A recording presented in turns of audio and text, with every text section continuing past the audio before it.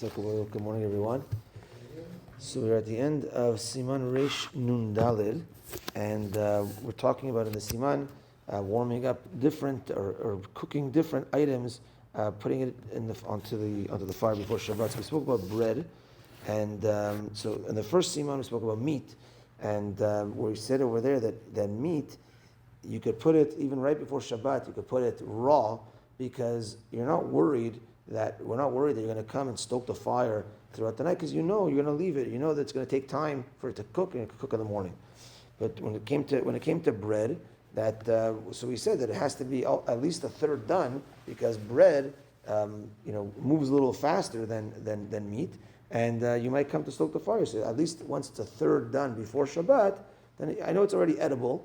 And therefore, I'm not going to do anything on Shabbat to haste it, to make it faster, because it's at least already edible. So the Shulchan Aruch over here has a case with regards to vegetables, and then a case of water, which is kind of the same thing, where these are lighter things to be cooked than meat, and therefore it has to be at least a third done.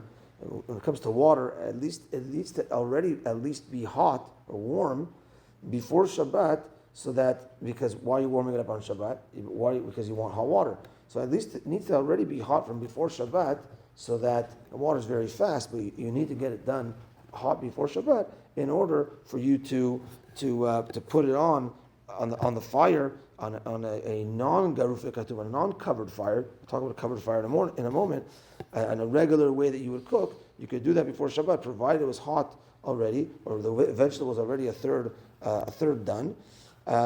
Because then, if you didn't do it that way, these things are done so fast that you might come to stoke the fire, you might come to adjust because you want it for that night, and you want it for that night, so therefore you might come to adjust. But when it comes to a hot plate or something that's already covered, so there you could even put before Shabbat, even if the water is cold, but in the case of the water, I'm putting it on, it's going on the hot plate. Now it's not going to boil in that case, but this again is putting it on before Shabbat, because I know there's nothing to adjust in the already covered up hot plate. So that's fine. And all these cases are in cases where I'm putting it in order to cook, and I'm putting it before Shabbat in order to cook. It needs to be a third ready, as we've described in the other cases. That brings us to the end of Siman Reish Nun Dalid. And Be'ezrat Hashem, tomorrow we'll start talking about the halachot of Rosh Hashanah and the Chagim, and we'll get back to the halachot of Shabbat after the Chagim, Be'ezrat Hashem. Mincha today at 6:15. Unfortunately, busy, a wedding. I didn't realize from last week when I announced maybe we'll have the Parsha Shiur this week.